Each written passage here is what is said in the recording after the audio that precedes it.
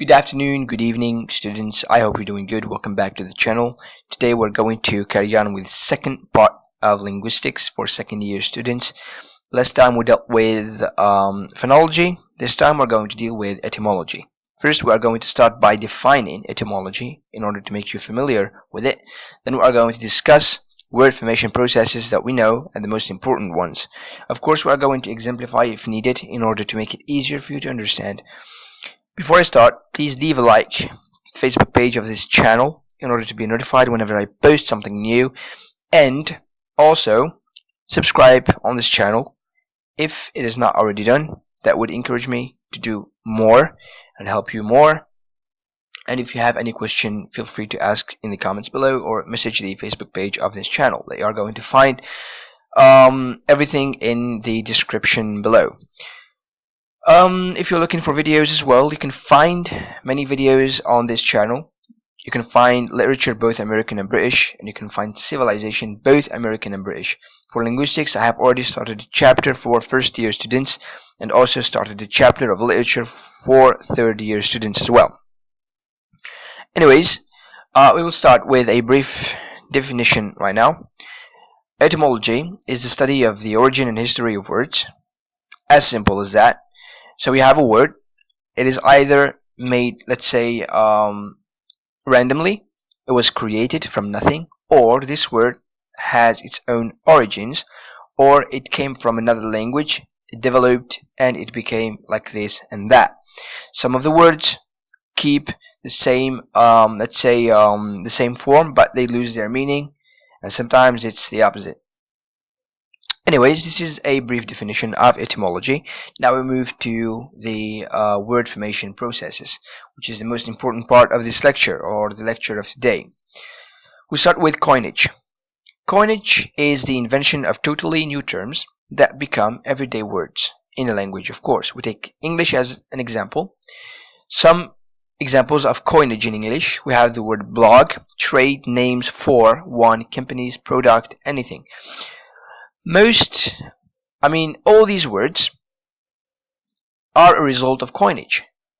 Linguists, or English linguists, have decided to create these words in order to, let's say, describe specific things, concrete or abstract. This is the first, process. Second one is borrowing. Borrowing, we mean by a word or a phrase adapted from one language into another, or it is taking, let's say, words from other languages, and they are brought into a specific language. They are called loan words. For example, we can take Arabic words which were borrowed into English. For example, alcohol. It came from Arabic. The word boss, it came from the language of the Dutch. The word croissant, it came from the French language. They were all adopted into the English language. And many other examples, such as yogurt, it came from the Turkish, right? From Turkish. And other examples, and so on and so forth. We have another process that we call calque. Calque is also called loan translation. Or it's a borrow, by which, or it is specialized by meaning of a word or a phrase in one language, and it is transferred in another language, right? When I say transferred, it is by literal translation. For example, we have pomme d'Adam in French. When you use the calque, it becomes Adam's apple in English. It is literal translation. Then we move to compounding, which means words that consists of, a word that consists of more than one stem. It is when two or more words are joined to make one longer word, of course with new meaning. For example, ice cream or boyfriend. These words are combined, right? or joined to make one longer word, of course with different meaning. Then we have blending.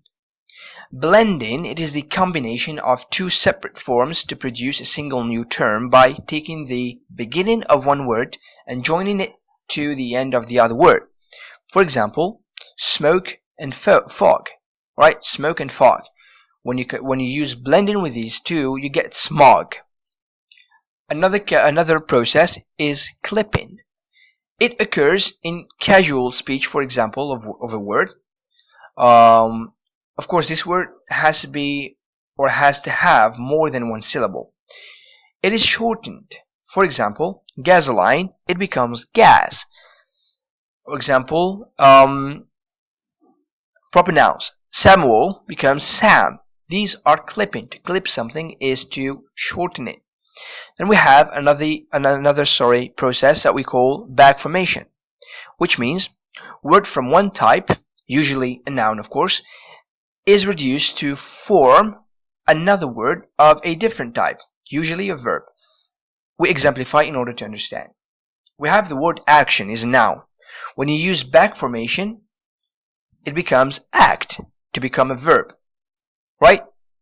Then we move to the last process. It is conversion. It is a change in the function of a word without any reduction. I mean, you do not reduce it, but it is also a change in its function. It is also called category change or functional shift. For example, paper and to paper, right? Paper as a noun, and to paper, to put paper on a room, for example. Butter or butter in British English, and to butter or to butter. So these are the 7 processes of word formation. If you have any kind of questions, feel free to ask them in the comments below, or you can message the Facebook page. And I tell you, see you in the next video. Peace.